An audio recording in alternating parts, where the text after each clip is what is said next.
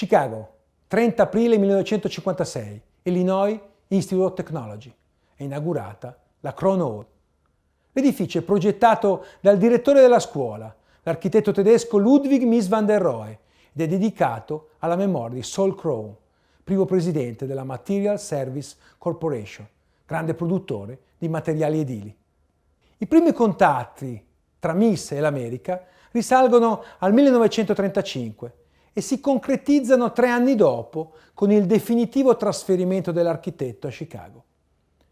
Nel 1938 Mies ha 52 anni, non parla inglese, ma nella Germania nazista le condizioni della cultura artistica e architettonica sono definitivamente compromesse, in balia di indirizzi politici che ovviamente non riguardano solo questo campo. Come direttore del Bauhaus, la prestigiosa scuola d'arte, architettura e design fondata nel 1919, ha dovuto fronteggiare l'aperta opposizione del regime e il conseguente trasferimento dalla nuova sede di Dessau nel celebre edificio progettato da Walter Gropius a Berlino. Ma le difficoltà non sono terminate e quindi, dopo poco tempo, arriva la decisione di chiudere la scuola, presa in accordo con tutti i docenti. Del resto, per Mies l'offerta americana è molto allettante. Dirigere il Dipartimento di Architettura dell'Armour Institute of Technology, poi diventato l'Illinois Institute of Technology.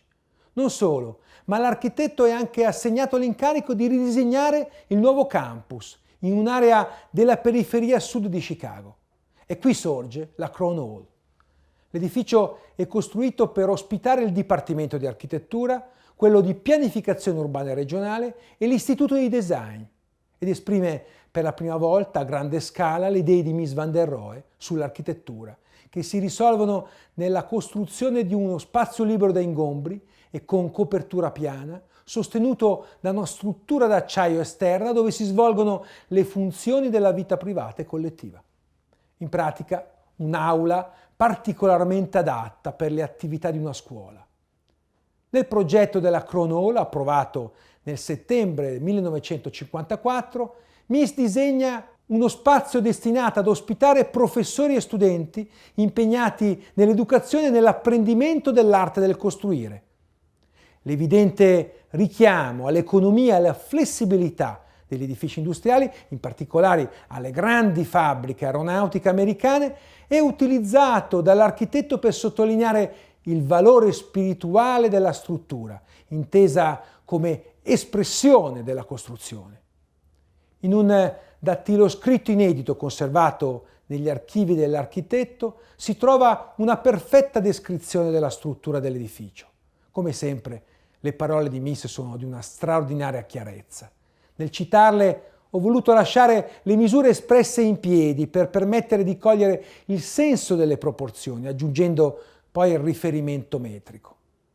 La struttura, scrive Mies, ha un solo piano in acciaio e un piano interrato, ha la dimensione di 120 x 220 piedi, circa 36 metri e mezzo per 67, e nel piano principale il soffitto è alto 28 piedi, 8 metri e mezzo.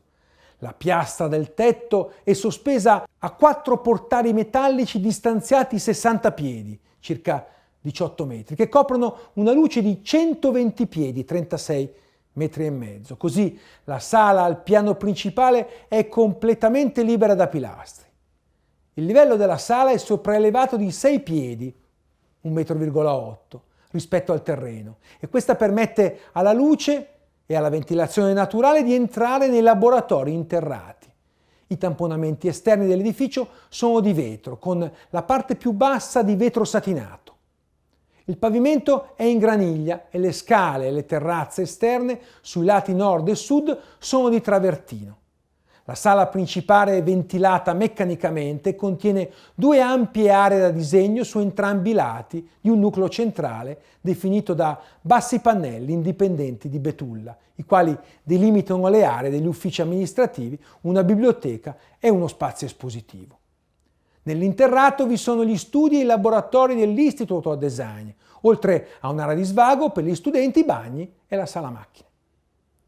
Il paesaggio della maggior parte del campus è fatto da alberi di carrubo e da cespugli di biancospine ed è stato progettato da Alfred Caldwell. Qualche anno più tardi, all'Architectural Association di Londra, Mills risponde così alla domanda sulle qualità più significative della Crown Hall per gli studenti e i docenti. Mi piace lavorare in questo edificio, non vi sono mai rumori fastidiosi, solo quando il professore si agita, ma non dovrebbe farlo. Per il resto non vi sono disturbi, lavoriamo in gruppi e spesso io non mi accorgo neppure delle persone.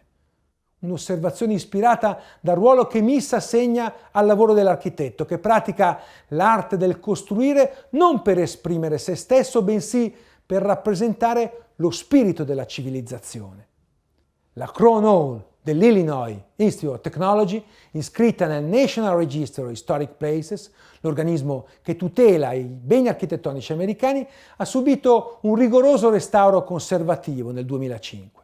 Tuttavia, già in occasione di alcuni lavori precedenti, risulta irrimediabilmente perduta la pittura originale della struttura metallica, realizzata con il Superior Graphite No. 30 Natural Black, prodotto dalla Detroit Graphite Company.